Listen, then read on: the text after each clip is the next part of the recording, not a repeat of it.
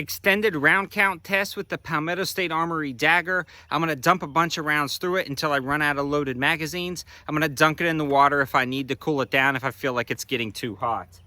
Let's go for it and see how it does.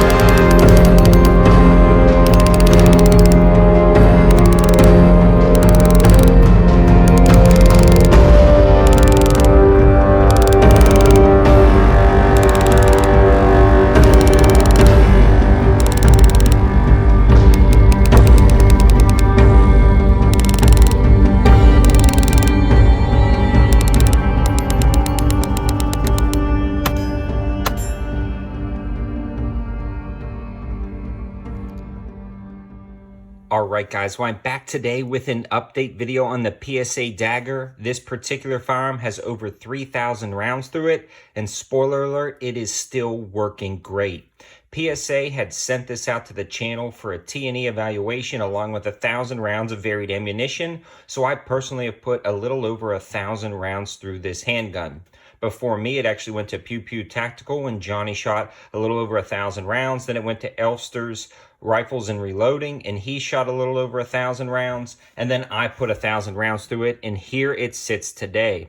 After this, it's going to Hank Strange, and he's going to put even more ammo through it, so you can follow the trail of this handgun. If you want more information about the specs and features and general feel of this handgun, I did a first shots and overview video after about 350 rounds. I put the rest of the 1,000 rounds through it, so I want to give you guys my update. Now, this is going to be a more in-depth look at its reliability and durability after over 3,000 rounds. Again, if you want information on just shootability and all the specs and features, go check out that first video. With that being said, the four main ammo that we ran through it was the Winchester White Box, the Blazer Aluminum, the Blazer Brass, and the Tula Steel Cased ammo. And out of all of this ammunition, I didn't have a single failure. 100% reliability. I also put some reloads through it just to check, and again, we had no issues whatsoever, so that is impressive. Three notable things though. During 3 parts of the review session, I actually brought this out and ran about 20 rounds or 20 mags worth of ammo through it at a time. Then I would dunk it in water in between and kind of cool it off. The water had mixed with the oil in the gun and the gunpowder from the Tula Steel Cased ammo and caused this sludge in it. So 2 times out of the 1,000 rounds, it did not lock back after the last shot, but I addressed it and isolated it down to 1 PMAG that wasn't lifting it up. So that was, I consider, like the PMAG's fault, not the gun's fault. And then one time while shooting 1,000 rounds, I was gripping it with, I think, my offhand, and I reached in and I pushed the magazine release and the mag fell out one time. And that was, again, more towards me getting fatigued, grabbing the gun after shooting so many rounds. But I did want to address those issues. It seems like you could inadvertently hit the mag release, even though it's a little bit difficult to get to from this side. But again, guys, this was an impressive display of performance and reliability. Not only that, it has been holding up great when it comes to the finish. like I said earlier, I wasn't babying this gun. I was dunking it in the water, dropping it around. I did pull it out after about 700 rounds and wipe the sludge out of it, that oil and water mix. But you guys can see about the only wear on the outside of this gun is right where the top of the barrel interfaces with the slide, and it is just wearing away a little bit of that finish. But the DLC coating on this guy is insanely impressive, and it really allows this pistol to be incredibly smooth even without oil. For most of the 350 rounds at first, I did not oil the gun. Again, I did put a couple drops of oil before those extended long period tests, mixed it with water, and then wiped it all out. But you guys can see all of the components inside are holding up really well. There's no cracks in the frame. There's no separation of parts. I also did a very close inspection. None of the pins are walking loose. All of the components too are still very secure.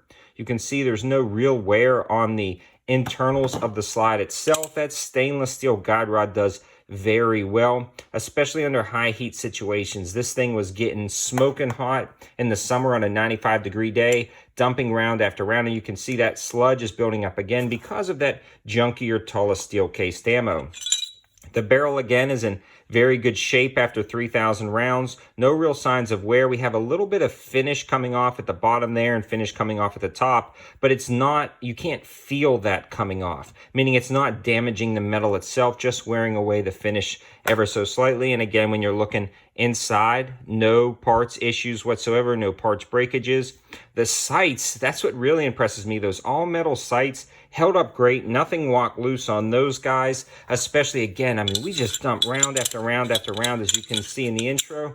This has been a really impressive handgun. So when it comes to function and reliability, this thing is an A+++, 100% function, no failures whatsoever. This guy has been really awesome. Now, one thing I do want to note, it ships with the PMag, and I found that PMags are very reliable, but I didn't clean that one PMag. It had a lot of rounds through it, so when it didn't lock back after those last, or on 2 of the PMags when it was full of the water and the oil, I really blamed that on the PMag. It would be worth investing in a Glock factory magazine for this if you were going to be carrying it for personal defense. That's my, I guess, one gripe. It does come with the PMag.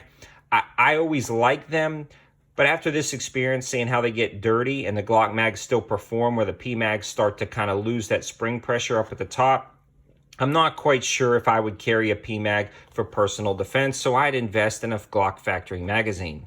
The trigger still feels great. It functions 100%. And then we did a slight accuracy test. So at 25 yards, we were shooting a little 6-inch plate, both me and my cameraman, and we could plink it every single time. This is holding up when it comes to, again, the performance and durability, as well as the accuracy of this firearm. The zero didn't shift after 1,000 rounds. I mean, this is a solid gun for the MSRP of $299. I don't see how any companies compete with this gun at the price if PSA can get these readily in stock. I know that's the biggest complaint for a lot of people is, where can I find it? How can I find it?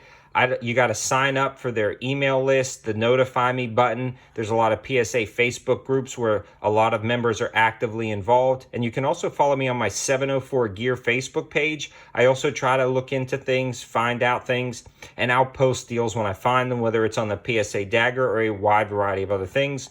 Also, guys, you can check out my link tree in the description below. That'll bring you up to some of the best PSA deals. Unfortunately, I can't link to PSA because of YouTube's policies, but my link tree will kind of sift through a lot of that stuff if you don't mind clicking a few times and doing a little digging yourself. But I really appreciate PSA sending this out with the ammo. Now I've got to send it back for Hank Strange to dump his ammo through it. Definitely follow that trail of videos to see how this performs. I'm really excited to see how this does and see how long it goes. This is a pretty awesome video series, and I'm glad to be a part of it. Thanks for watching, guys. Have a good one.